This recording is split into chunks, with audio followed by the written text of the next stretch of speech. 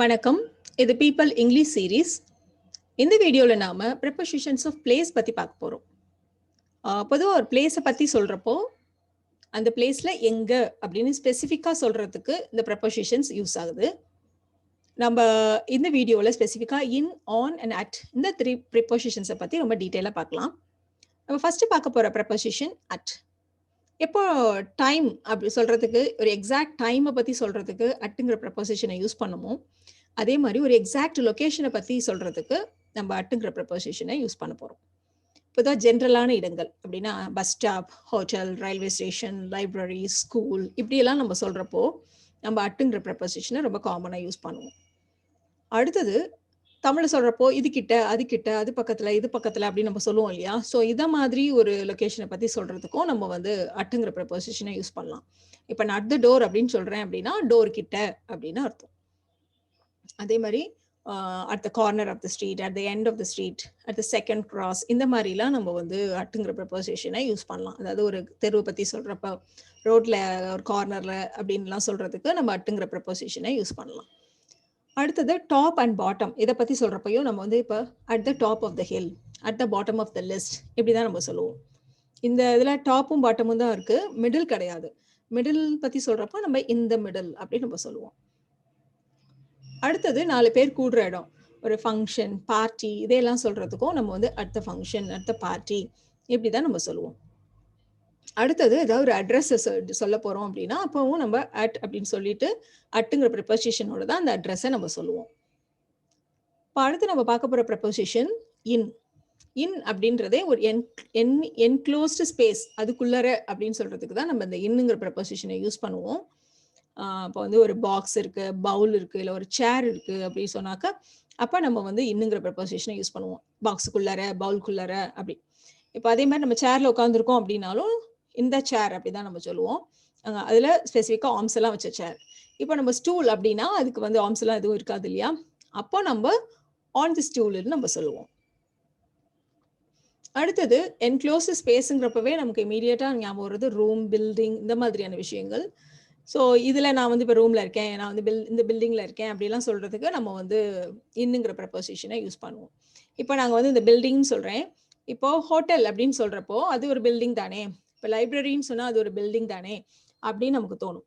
இப்போ நான் வந்து ஒரு லொக்கேஷனாக அதை சொல்லணும் அப்படின்னா நான் வந்து at the library, at the railway station, at the hotel அப்படின்னு நான் சொல்வேன்.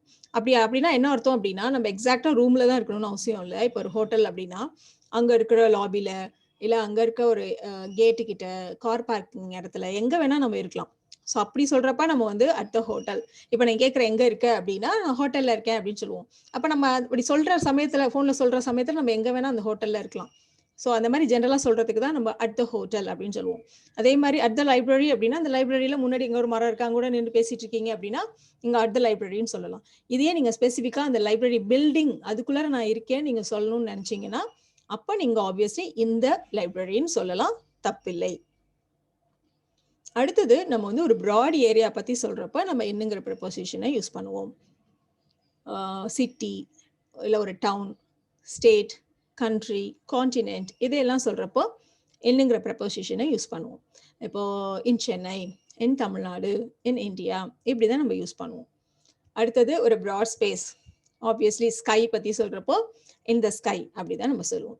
அடுத்தது த வெல், கிணறு அப்படிங்கிறப்போ இந்த இடத்துல ப்ராட் ஸ்பேஸ் இல்லை, பட் அது சுற்றிலும் க்ளோஸ்டாக தானே இருக்குது, அதனால அதை வந்து கிணத்துக்குள்ளே அப்படி தான் நம்ம சொல்லுவோம் தமிழில். ஸோ அதனால் இந்த வெல் அப்படின்னு நம்ம சொல்கிறோம். அதே மாதிரி ஒரு வாட்டர் பாடி, ஒரு ப்ராடி வாட்டர் பாடி பற்றி சொல்கிறப்போ லேக், சி, அதாவது பொதுவாக தண்ணிக்குள்ளே அப்படின்னு சொல்கிறதுக்கே நம்ம வந்து இன்னுங்கிற ப்ரிப்போசிஷனை யூஸ் பண்ணுவோம். அடுத்தது நம்ம பார்க்க போகிற ப்ரிப்போசிஷன் ஆன். ஒரு ஃப்ளாட்டான சர்ஃபேஸ் இருக்குது அது மேலே அப்படின்னு சொல்கிறதுக்கு நம்ம ஆன்ங்கிற ப்ரிப்போசிஷனை யூஸ் பண்ணுவோம். இதெல்லாம் ஃப்ளாட்டாக இருக்கும், ஒரு டேபிள், இல்லைனா நம்மளுடைய வால், சீலிங், ஃப்ளோர், இல்லை ஒரு பேப்பர் எடுத்துக்கோங்க, இது எல்லாமே ஃப்ளாட் சர்ஃபேஸ் இல்லையா? அது மேலே இருக்குது அப்படின்னு நம்ம சொல்கிறதுக்கு நம்ம ஆன்ங்கிற ப்ரிப்போசிஷனை யூஸ் பண்ணுவோம். அது தவிர நான் அடுத்து சொல்ல போகிறது வந்து த டோர். இப்போ தான் நம்ம அட்டுங்கிற ப்ரிப்போசிஷனில் அட் த டோருன்னு சொன்னோம், திரும்ப ஆன்கிற ப்ரிப்போசிஷனுக்கும் டோருன்னு சொல்கிறோம். அப்போ கன்ஃபியூஸ்டாக இருக்குது அப்படின்னா, இல்லை கன்ஃபியூஷனுக்கு ஒன்றும் வேலையே இல்லை, டோரு கிட்ட அப்படின்னு சொல்கிறதுக்கு நம்ம அட்டுங்கிற ப்ரிப்போசிஷனை யூஸ் பண்ணுவோம். ஆனா அந்த டோரை நீங்க மனசுல வச்சுக்கோங்க.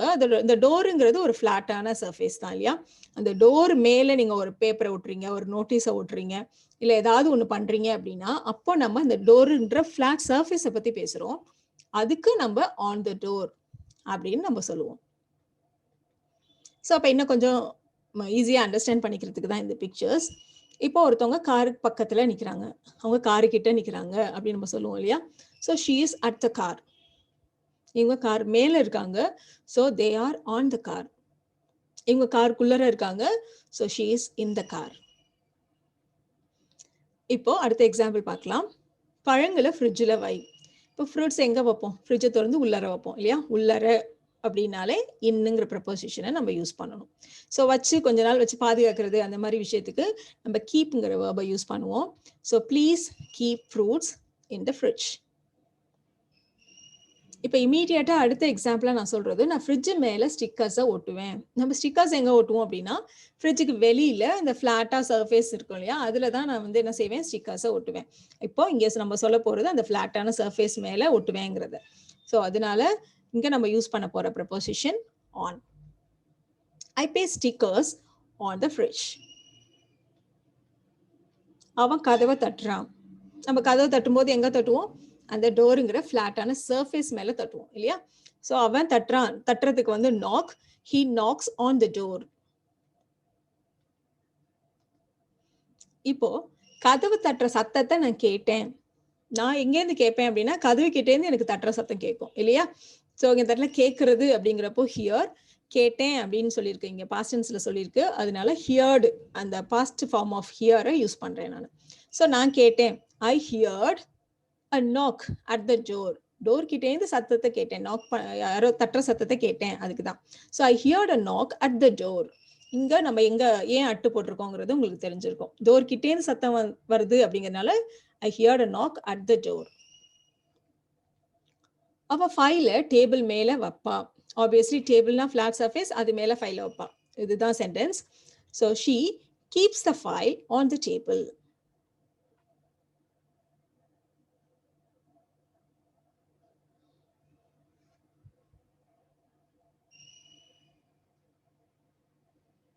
நான் அவரை வாரம் சர்ச்சில் சந்திப்பேன்.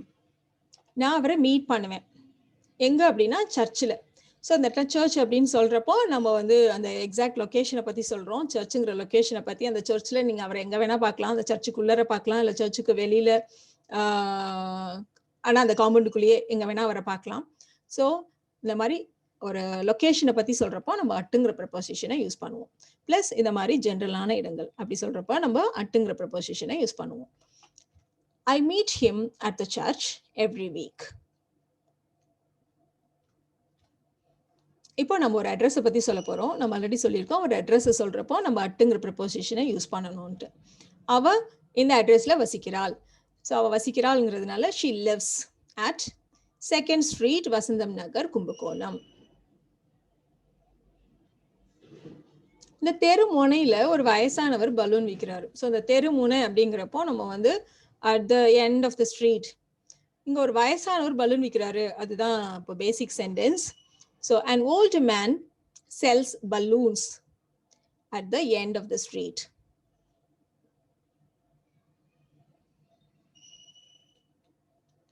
எங்க அக்கா ஒரு ஹாஸ்பிட்டல்ல வேலை செய்கிறா. பொதுவாக ஹாஸ்பிட்டல் அப்படின்னா நான் ஒரு ஹாஸ்பிட்டலில் இருக்கேன் அப்படின்னா, நாங்கள் எங்கேயோ நிற்கிறேன் அப்படின்னா அட் த ஹாஸ்பிட்டல் நம்ம சொல்லுவோம், ஏன்னா அது ஒரு ஜென்ரலான இடம் தான். பட் அங்கே நம்ம ஒர்க் பண்ணுறேன் அப்படின்னு ஒரு இடத்த சொல்கிறப்போ நம்ம வந்து என்னங்கிற ப்ரப்போசிஷனை தான் காமனாக யூஸ் பண்ணுவோம். ஏன்னா நம்மளுடைய ஒர்க் வந்து உள்ளார தான் இருக்கும் ஆப்வியஸ்லி இல்லையா? ஸோ அதனால my sister works in a hospital.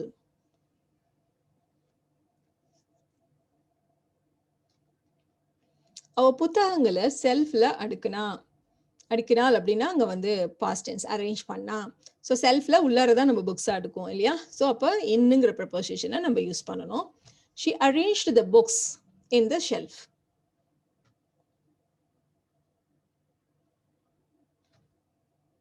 அவங்க ஒரு சின்ன ஊர்ல வசிக்கிறாங்க. ஸோ வசிக்கிறாங்கங்கிற வேர்பை நம்ம அடிக்கடி யூஸ் பண்ணியிருக்கோம். They live. பொதுவாக ஊர் அதெல்லாம் சொல்கிறப்போ நம்ம வந்து இன்னுங்கிற ப்ரப்போசிஷனை யூஸ் பண்ண போகிறோம். They live in a small town. இது வந்து ஒரு இன்ஸ்ட்ரக்ஷன் மாதிரி. அந்த பேஜோட கடைசியில உன்னோட பேரை டைப் பண்ணிக்கோ அப்படின்னு நம்ம சொல்லுவோம் இல்லையா? இன்ஸ்ட்ரக்ஷன் சொல்லுவோம் இல்லையா? So type your name at the bottom of the page. பேஜோட கடைசியில கீழே அப்படின்றதுக்கு நம்ம ஆல்ரெடி பாட்டம் அப்படிங்கிறதுக்கு அட்டுங்கிற ப்ரொபோசிஷனை யூஸ் பண்ணணும்னு சொல்லியிருக்கோம். So type your name at the bottom of the page. இப்போ ஆன், இன் அண்ட் அட்ங்கிற ப்ரொபோசிஷனை பற்றி நம்ம நிறைய எக்ஸாம்பிள்ஸ் பார்த்தோம். இப்போ அது தவிர யூஸ் பண்ணுற ப்ரப்போசிஷன்ஸ் எல்லாம் தான் நம்ம பார்க்கலாம் இங்கே. நம்ம ஆல்ரெடி ஆன், இன் சொல்லிட்டோம். ஸோ அதனால இங்கே அண்டருங்கிற ப்ரப்போசிஷனுக்கு ஒரு எக்ஸாம்பிள் எடுத்துக்கலாம் நம்ம. பொதுவாக ஒரு டேபிள் இருக்குது, அதுக்கு கீழே எதுக்காவது கீழே அப்படின்னு சொல்கிறதுக்கு நம்ம வந்து அண்டருங்கிற ப்ரப்போசிஷனை யூஸ் பண்ணுவோம். ரொம்ப காமனாக யூஸ் பண்ணுறது. ஸோ நான் என்னோட பேனாவை மேஜைக்கு கீழே தேடினேன். தேடுறது அப்படின்னா சர்ச். தேடினேன் பாஸ்ட் டென்ஸ்ன்றதுனால searched. So I searched my pen under the table. இப்போ இந்த ரெண்டு ப்ரப்போசிஷனை பாருங்க. behind and beside. இப்போ எதுக்காவது ஒண்ணுக்கு பின்னாடி அப்படின்னு சொல்றதா இருந்தா behind. இப்போ எனக்கு பின்னாடி, டோருக்கு பின்னாடி, இல்ல அந்த பீரோக்கு பின்னாடி அப்படியெல்லாம் நம்ம சொல்றதா இருந்தா behind அப்படிங்கிற ப்ரப்போசிஷனை யூஸ் பண்ணுவோம். பக்கத்துல அப்படின்னு சொல்றதுக்கு besideங்கிற ப்ரப்போசிஷனை யூஸ் பண்ணுவோம். இப்போ ஒரு எக்ஸாம்பிள் பார்க்கலாம். அவ என் பக்கத்துல உட்காந்தா, அவன் என் பின்னாடி நின்னான். ஸோ இதுதான் சென்டென்ஸ். உட்காந்தா அப்படின்றதுனால சிட்டுக்கு பாசன் sat. She sat beside me and he stood behind me. இந்த இடத்துல பக்கத்துலங்கிறதுக்கு beside சொல்லியிருக்கோம், பின்னாடி அப்படின்றதுக்கு behind சொல்லியிருக்கோம்.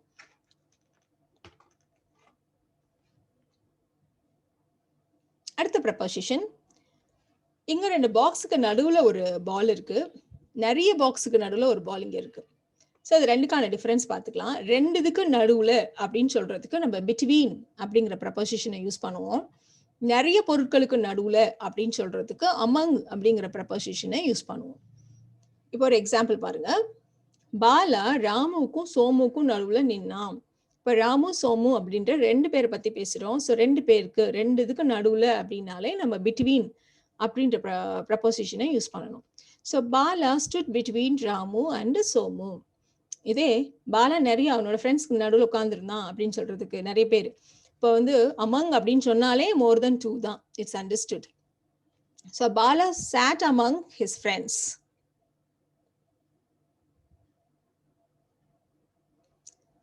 இப்போ இங்க ஒரு லிஸ்ட் ஆஃப் சென்டென்சஸ் இருக்கு. நீங்க எவ்வளவு தூரம் தெரிஞ்சுக்கிட்டீங்கிறத நீங்க செக் பண்ணி பார்க்கறதுக்காக.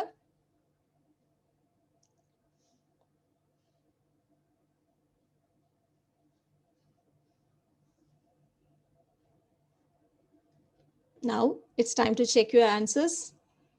First one, நான் பணத்தை பர்ஸ்ல வச்சிருக்கேன். ஸோ பர்ஸ்னாலே உள்ளார இல்லையா, பர்ஸ்க்குள்ள தானே வைப்போம். So I have money in my purse. இந்த இடத்துல நம்ம யூஸ் பண்ணியிருக்க ப்ரப்போசிஷன் இன், உள்ளார அப்படின்னு சொல்றதுக்கு. கொஞ்சம் எனக்காக என்ட்ரன்ஸ் கிட்ட வெயிட் பண்ணு. ஒன்று என்ட்ரன்ஸுங்கிறது ஒரு ஜென்ரலான இடம், இன்னொன்று அதுக்கிட்ட அது பக்கத்துல நம்ம சொல்றதுக்கும் நம்ம அட்டுங்கிற ப்ரப்போசிஷனை தான் யூஸ் பண்ணுவோம் இல்லையா. So please wait at the entrance. அடுத்தது நான் ஒரு பிக்சரை வால் மேலே ஒட்டுறேன். ஸோ வாலுங்கிறது ஒரு ஃப்ளாட்டான சர்ஃபேஸ், அது மேலே ஒட்டுறேன். ஸோ மேலே ஃப்ளாட்டான சர்ஃபேஸ், இந்த ரெண்டு கீவேர்டுக்குமே கரெக்டான ப்ரப்போசிஷன் ஆன்.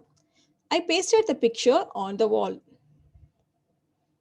அடுத்தது ஸ்கை, அதுதான் கீவேர்டே. ஒரு ப்ராட் ஸ்பேஸை பற்றி சொல்கிறப்போ நம்ம இன்னுங்கிற ப்ரப்போசிஷனை தான் யூஸ் பண்ணுவோம் இல்லையா. The birds fly in the sky. நீங்கள் சென்னையில் வசிக்கிறீங்களா? சிட்டி, டவுன், ஸ்டேட், கண்ட்ரி இதெல்லாம் சொல்கிறப்போ நம்ம வந்து இன்னுங்கிற ப்ரப்போசிஷனை யூஸ் பண்ணணும்னு ஆல்ரெடி பார்த்தோம். Do you live in Chennai?